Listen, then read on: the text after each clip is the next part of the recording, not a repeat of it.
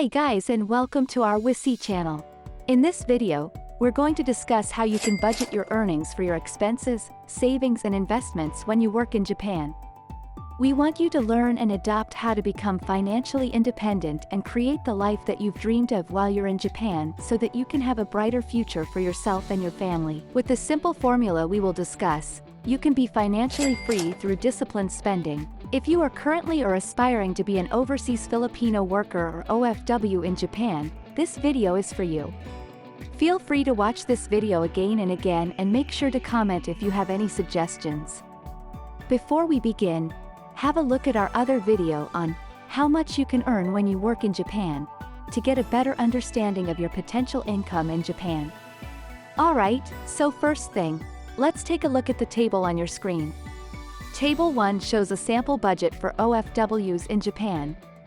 The minimum gross income per month in Japan ranges from 140,000 yen to 180,000 yen.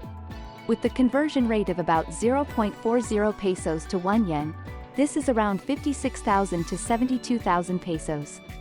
If you subtract your deductions, you will end up with your net income. In yen, this is around 100,000 to 130,000 yen, and in peso, this is around 40,000 to 52,000 pesos. How you use your net income, whether you want to remit some back to the Philippines, use it to go around and travel Japan, or save it up in your bank account for your future, is up to you, so be sure to make wise choices.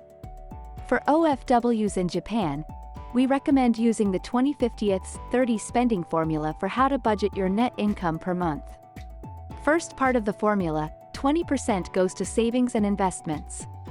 Now this first part is the most important and can determine how bright yours and your family's future can be.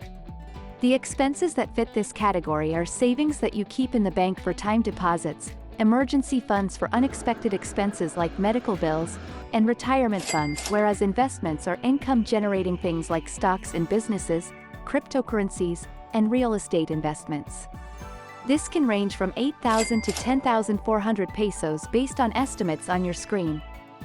If you are disciplined enough to follow the minimum recommendation for savings and investment from this formula, you can accumulate a savings of around 96,000 to 124,800 pesos per year.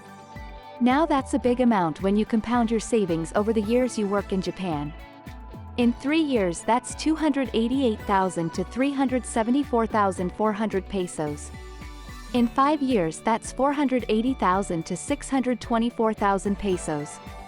In 10 years that's 960,000 to 1,248,000 pesos. If this sounds like a good savings to you, make sure to follow this formula. Always spend at least 20% of your income for savings and investments.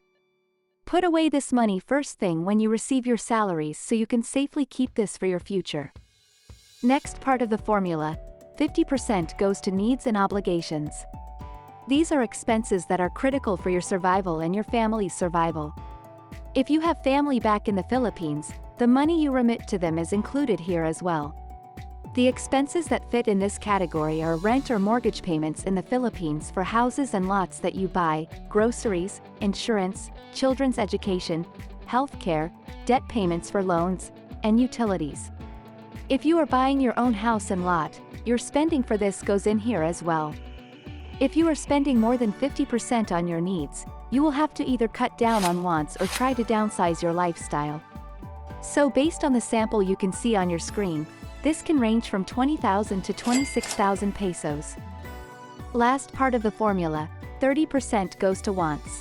Wants are all the things you spend money on that are not absolutely essential. This includes your food and leisure expenses when you are in Japan. There are ways to cut back on food expenses while there are a lot of low-cost leisure activities you can do while you're in Japan, so make sure to spend your time and money wisely. The expenses that fall under this category are trips you would like to take while you are in Japan, gadgets you would like to purchase for yourself and your family members like smartphones, TVs, laptops, mobile and communications bills, eating out in restaurants, birthday parties or presents to your family members, and other expenses that are optional. The key term here is optional, which means even if you don't spend on these things, you can survive. Based on the table on your screen, this can range from 12,000 to 15,600 pesos. So that's the 20-50-30 spending pattern you can follow to make sure you have a healthy savings when you finish working in Japan. Before we end, we have some tips for you to consider as you build your wealth and financial independence. First tip, your spending will increase and decrease based on your earnings. It's important to follow a formula to help you budget what you spend on. This will help you and your family be financially independent for a very long time. Second tip, do not lend money from your savings, investments budget. Your savings and investments are yours to keep. If anyone approaches you for a loan, get this from your budget under wants. Third tip, when you invest in something, look for income-generating investments. For example, stocks and investment funds provide dividends from company earnings, so your money grows and you own stocks of the company. Real estate investments are other forms of investment that bring in a monthly income from rent. Small businesses are also another form of investment that can earn a good income. Whatever investments you decide on is up to you, but make sure you research before you invest. So that's what we've got for you today. Thanks for watching, and make sure to click that subscribe button, like this video, and if you know people who can benefit from this, please share this to them. See you next time.